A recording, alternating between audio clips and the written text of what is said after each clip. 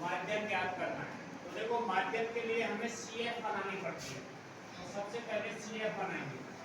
x और n आपको दे रखी है 6 7 13 5 18 और 6 24।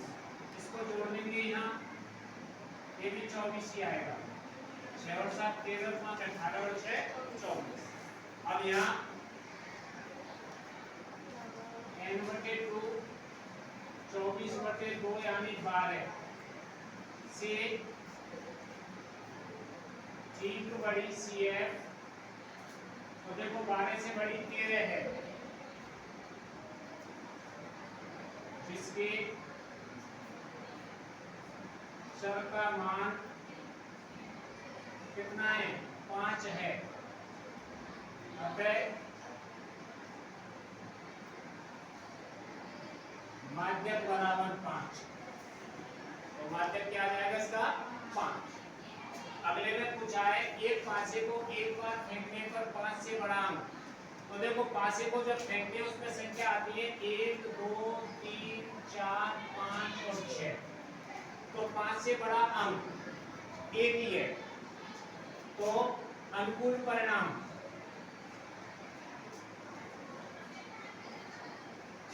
एक, कुल परिणाम 6। तो 5 से बड़ा अंक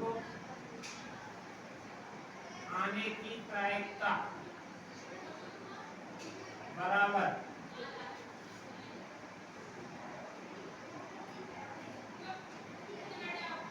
अनुकूल परिणाम बटे कुल परिणाम।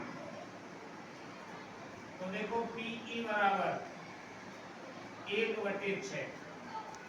5 से बड़ा अंक आने की प्रायिकता पूछिए तो क्या आ जाएगी 1/6।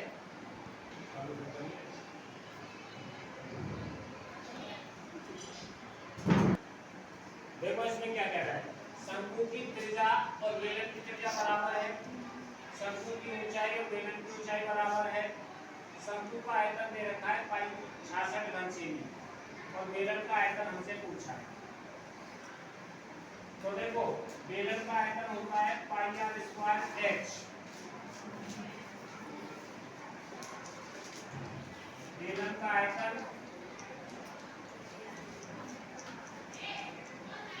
क्या होता है πr²h। और शंकु का आयतन क्या होता है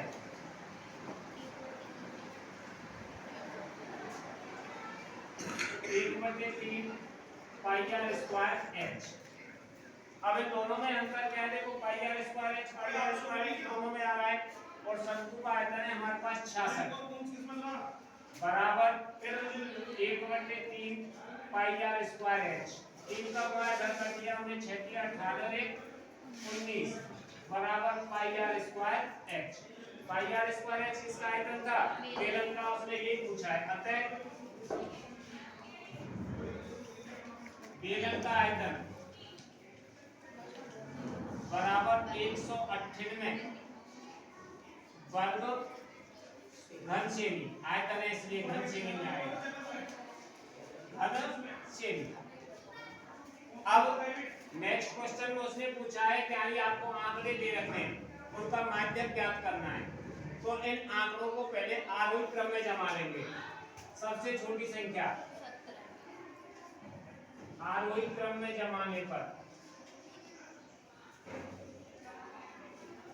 तो देखो 17 के बाद 18 19 20 25 27 29 1 2 3 4 5 6 7 1 2 3 4 5 6 7। तो माध्यक बराबर n+1/2 पद। तो देखो 1 2 3 4 5 6 7 7 + 1/2 8/2। तो यानी चौथा पद। तो देखो 1 2 3 4 चौथा पद 20 है। अतः माध्यक बराबर 20। चौथे पद का मान क्या आ रहा है 20, तो माध्य बराबर 20 आ गया। अगले क्वेश्चन, एक मैच में राम के मैच जीतने की प्रायिकता 4/5 है, तो श्याम के मैच जीतने की प्रायिकता क्या होगी? तो देखो 1 माइनस राम के जीतने की प्रायिकता, यानी एक मैच खेला है उसमें से राम के जीतने की प्रायिकता दे रखी है, श्याम की पूछी है, तो श्याम के जीतने की प्रायिकता 1 माइनस राम के जीतने की प्रायिकता बता देंगे उसमें से, तो 5 माइनस 4/5 बराबर 1/5। देखो दो घनों में से प्रत्येक की भुजा 2 सेमी है, दोनों घनों को एक साथ एक फलक को मिला दिया है, तो इस प्रकार बने घनाभ का आयतन ज्ञात करना है। तो देखो एक चीज बढ़ेगी, लंबाई 2 + 2 तो 4 सेमी, चौड़ाई और ऊंचाई वही रहेगी 2 सेमी और 2 सेमी। घनाभ के आयतन का सूत्र होता है लंबाई गुणा चौड़ाई गुणा ऊंचाई। तो देखो 4 गुणा 2 गुणा 2, 4 दूनी 8 दूनी 16 घन सेमी, क्योंकि जब हम दो फलकों को जोड़ेंगे तो उसका एक ही फलक एक तरफ की लंबाई बढ़ेगी, ऊंचाई पर बढ़ेगी तो ऊंचाई, चौड़ाई पर चौड़ाई, हमने लंबाई में जोड़ दिया, केवल लंबाई बढ़ी इसकी। अगले में कह रहा है प्रथम 10 धनात्मक विषम संख्याएं, तो देखो प्राकृत संख्या है ये, तो 10 1 3 5 7 9 और ऐसे 10 पदों तक। कितने पदों तक? 10 पदों तक का योग ज्ञात करना है, या समांतर माध्य ज्ञात करना है, समांतर माध्य। तो देखो 1 3 5 7 9 11 13 15 17 19 1 2 3 4 5 6 7 8 9 10, ये संख्या हो गई। अब इनका समांतर माध्य ज्ञात करना है हमें,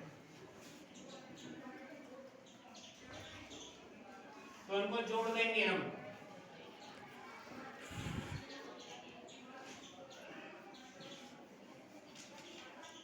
प्रेक्षणों का योग बटे प्रेक्षणों की संख्या,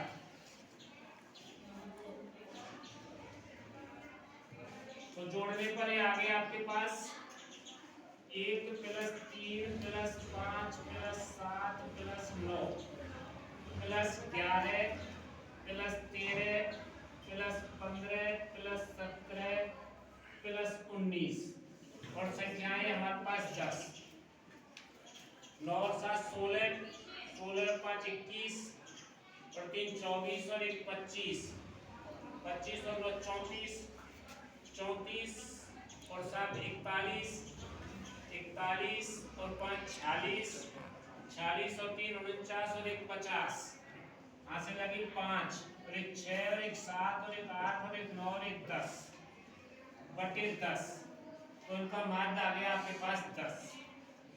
समांतर माध्य बराबर क्या आ जाएगा 10। अगला है, एक थैले में लाल गेंद है 6, सफेद गेंद है 7, तो कुल गेंद हो गई हमारे पास 6 + 7 यानी 13। अब गेंद सफेद होने की प्रायिकता, तो अनुकूल परिणाम बटे कुल परिणाम बटे कुल परिणाम,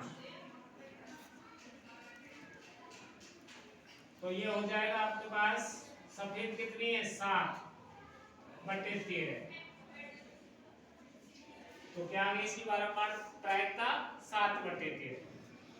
एक ठोस अर्धगोले का वक्र पृष्ठीय क्षेत्रफल, देखो वक्र पृष्ठ में और संपूर्ण पृष्ठ में अंतर होता है अर्धगोले में, तो वक्र पृष्ठ का क्षेत्रफल ठोस अर्धगोले की त्रिज्या ज्ञात करनी है हमें, तो इसका होता है 2πr², 3πr² होता है संपूर्ण, और इसमें दे रखा है उसमें 2πr², अर्धगोले का वक्र पृष्ठीय क्षेत्रफल होता है, अर्धगोले का वक्र पृष्ठीय क्षेत्रफल। तो देखो 2 गुणा 22/7 पाई दे रखा है उसमें, तो पाई लगा देंगे बराबर 50। तो ये पाई से पाई गया, तो r² बराबर 50/2। तो r बराबर 25 का अंडर रूट, तो r बराबर आ गई आपके पास 5 सेमी। अर्धगोले की त्रिज्या क्या आ गई आपके पास 5 सेमी। अगला क्वेश्चन है 5 7 9 4 3 x + 2 का मान का समांतर माध्य 6 है। तो देखो समांतर माध्य बराबर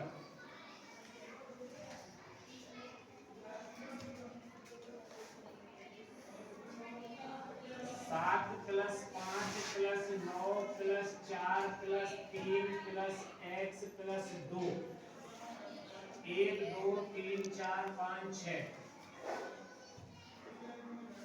यानी सूत्र नहीं लगाया मैंने, सूत्र लगाना है इसमें। और उसके बाद अब समांतर माध्य कितना दे रखा है 6। 7 और 5 12 और 9 21, 4 25 और 5 30 प्लस x/2।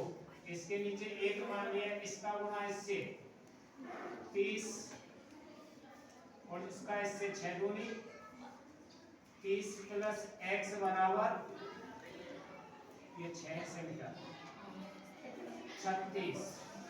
तो x बराबर 36 - 30, तो x बराबर क्या आ जाएगा आपके पास 6।